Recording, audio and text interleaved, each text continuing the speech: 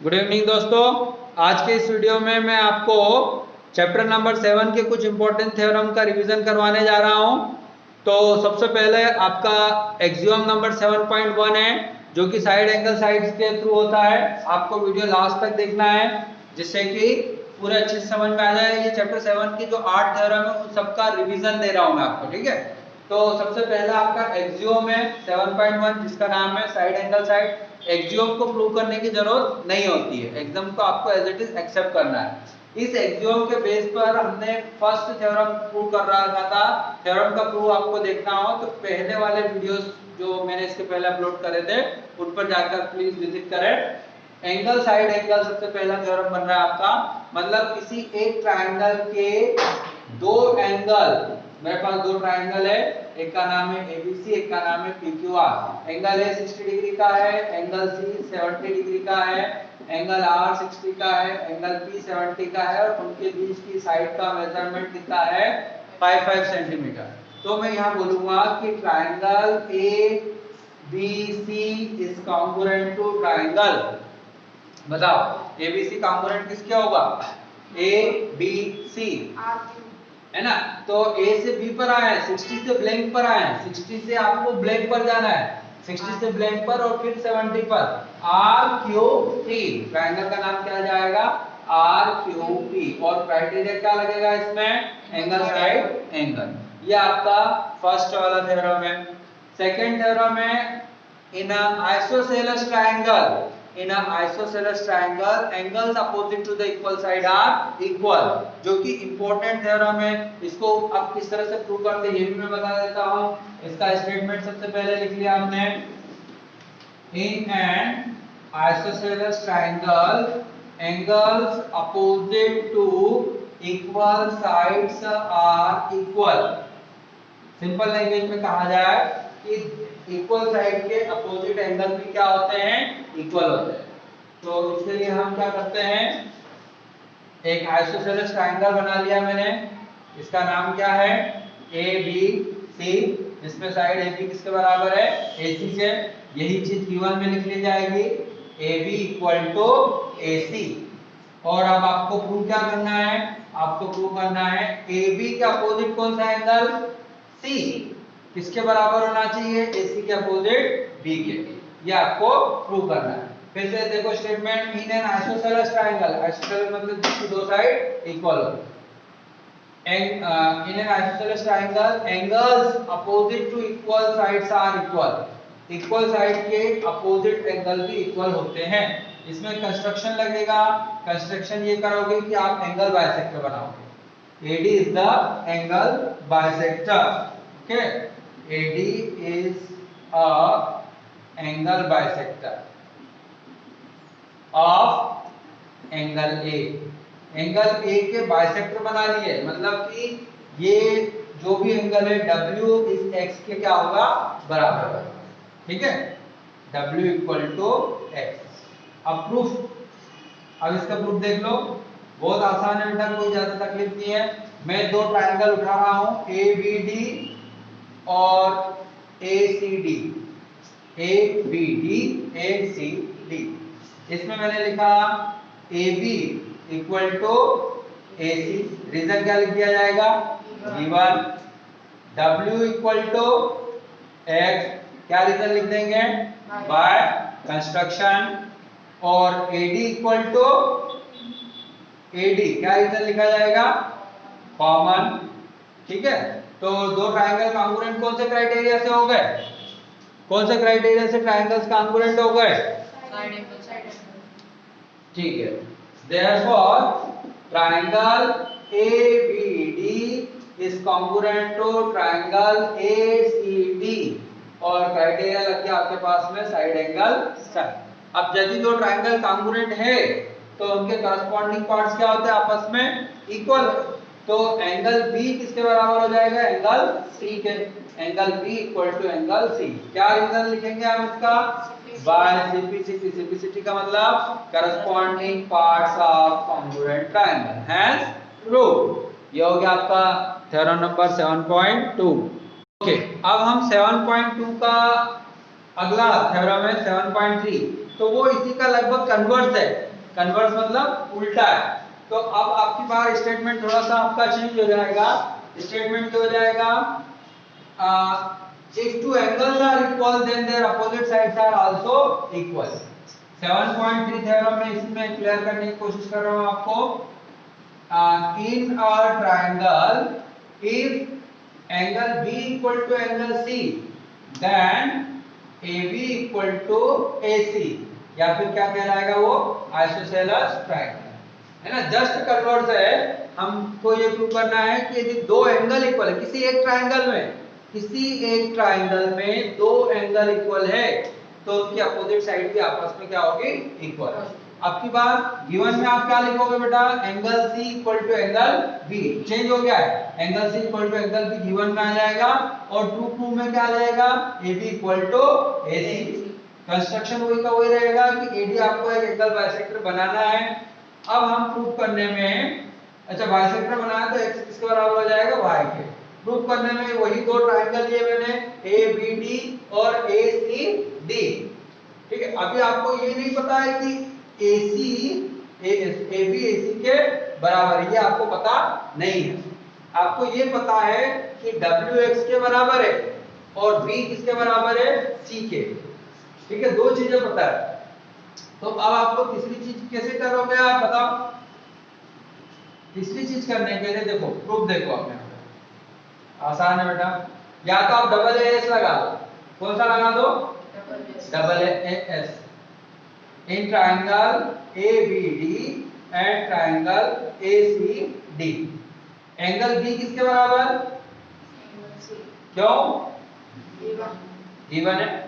x किसके बराबर? W किसके बराबर? x के। W बराबर है x। ये किससे हो गया? Bye construction. और AD किसके बराबर है? क्यों? कॉमन। ठीक है, तो एंगल साइड, तो ट्रायंगल ABD कॉन्ग्रुएंट हो गया किसके? ACD के। अभी क्राइटेरिया चेंज हो गया। कौन सा क्राइटेरिया लग गया है? एंगल साइड, दो एंगल और एक साइड। और ऐसा करने से क्या हो जाएगा भैया? यदि दो ट्रायंगल कॉन्ग्रुएंट हुए तो उनके करस्पॉन्डिंग पार्ट बराबर। इसका मतलब AB किसके बराबर हो जाएगा? AC। AB किसके बराबर हो गया? AC के। क्या रीजन रहा इसका? करस्पॉन्डिंग पार्ट का कॉन्ग्रुएंट। ये आपका आंसर प्रूफ है। ठीक है, तो ये इसका कन्वर्स था। आसान है और आपको आसानी से समझ में आ गया होगा।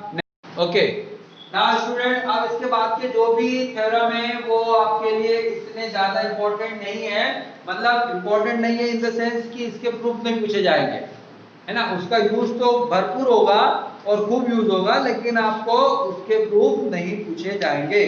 थ्योरम नंबर 7.4 थ्योरम है आपका ट्रिपल एस मतलब साइड साइड साइड। पहले ट्रायंगल की तीन साइड दूसरे ट्रायंगल की तीन साइड के यदि बराबर है तो ट्रायंगल्स क्या हो जाएंगे? कॉन्ग्रुएंट। ठीक है, कौन सा criteria? Triple S, side side side. फिर थ्योरम नंबर 7.5 कौन सा क्राइटेरिया है? RHS। 7.5 क्या है? RHS मतलब क्या होगा? Right angle hypotenuse side. यदि आपके पास राइट ट्रायंगल है जिसके हाइपोटेनस बराबर है और कोई भी एक साइड बराबर है ना। ये हाइपोटेनस यहाँ पर दोनों 10-10 ले लिए सपोज मैंने, और एक साइड 5-5 सेंटीमीटर की दे दी, तो ये दोनों ट्रायंगल कॉन्ग्रुएंट हो जाएंगे। कौन से क्राइटेरिया से?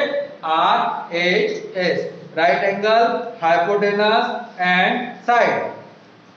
उसके बाद मैं बात करता हूं थ्योरम नंबर 7.6 की। ये एक इंटरेस्टिंग थ्योरम है। 7.6 थ्योरम ये बोलती है the side opposite to the if two sides of a triangle are unequal, the angle opposite to the longer side is larger। the angle opposite to the longer side is larger। देखो अब इसको मैं आपको समझाऊंगा तो समझ में आएगा। ये मैंने ट्रायंगल ले लिया ABC, है ना, जिसकी साइड्स का मेजरमेंट दे दिया हमने 3, 4 और 5। कितना कितना मेजरमेंट दे रहे हैं? 3, 4 और 5। सबसे बड़ी साइड कौन सी है? AC। AC का मेजरमेंट कितना है? 5। तो अब मैं लिखेंगे AC is the longest side. AC के अपोजिट एंगल कौन है? है ना, इसका मतलब angle B is the greatest. सबसे बड़ा एंगल कौन सा होगा? Angle B।